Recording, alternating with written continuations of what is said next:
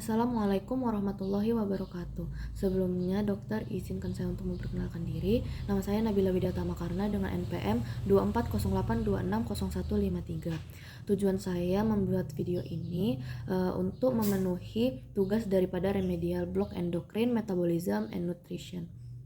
Topik yang akan saya bawakan pada video ini yaitu ketoasidosis diabetik atau biasa kita ketahui sebagai KAD. Jadi, KAD ini merupakan komplikasi akut dari diabetes mellitus yang bersifat gawat darurat dan ditandai oleh trias hiperglikemia, ketosis, dan asidosis metabolik.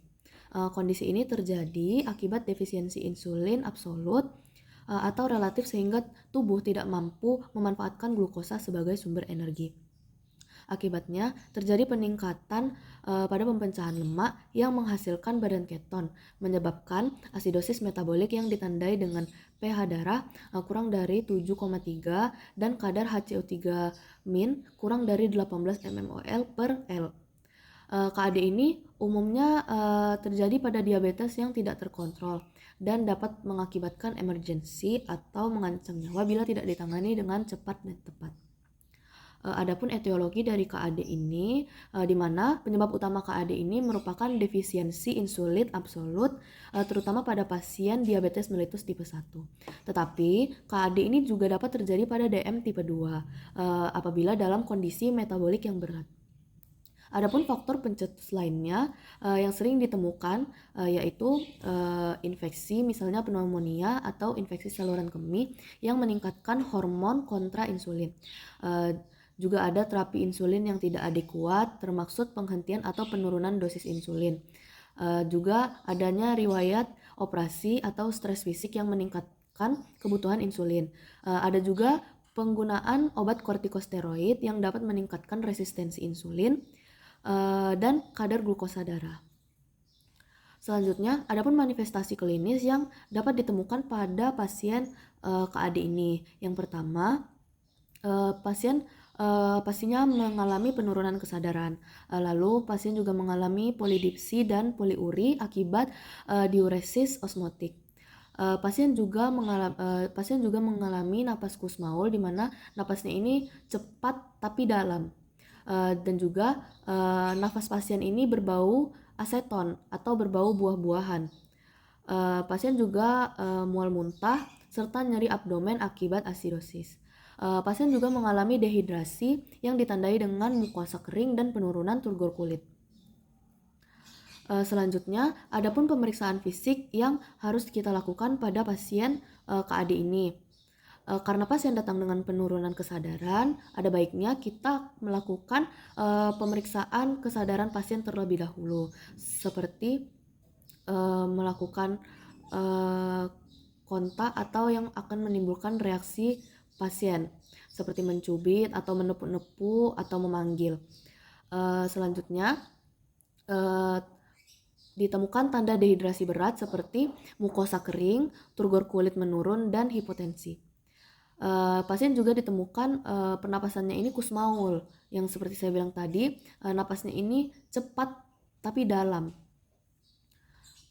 Pasien juga memiliki nafas berbau aseton, di mana baunya ini buah-buahan. Lalu adanya tanda infeksi seperti demam bila infeksi merupakan pencetus utamanya.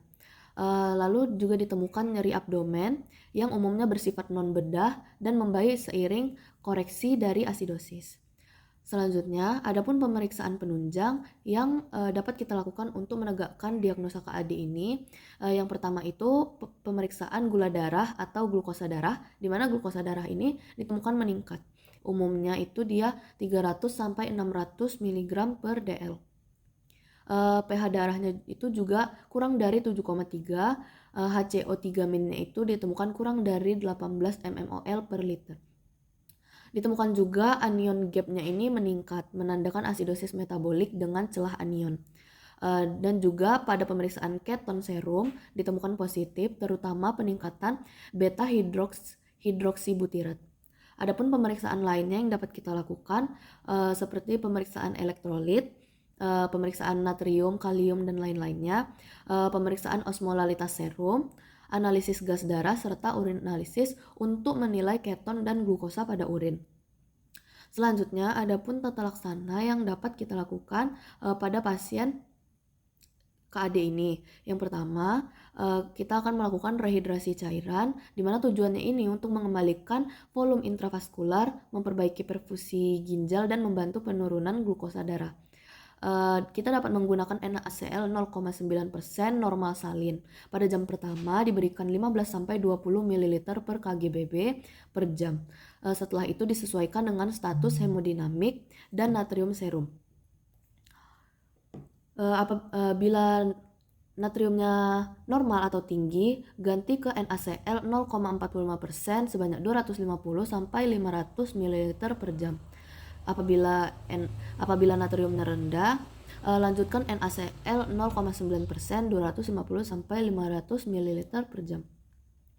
Jika glukosa darah sudah mencapai kurang dari 200 mg per dl, diganti dengan cairan dextrose 5% ditambah NaCl 0,45% dengan kecepatan 150 sampai dengan 250 ml per jam.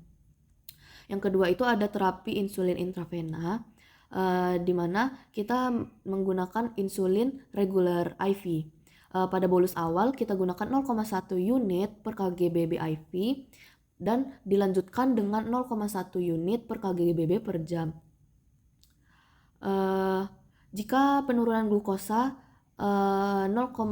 kurang dari 50 mg per dl per jam, dosisnya ditingkatkan menjadi 0,14 unit per kgbb. Apabila glukosa sudah mencapai kurang dari 200 mg per dl, turunkan dosis insulin menjadi 0,02 sampai dengan 0,05 unit per kgbb per jam. Dilanjutkan sampai asidosis dan ketosis teratasi.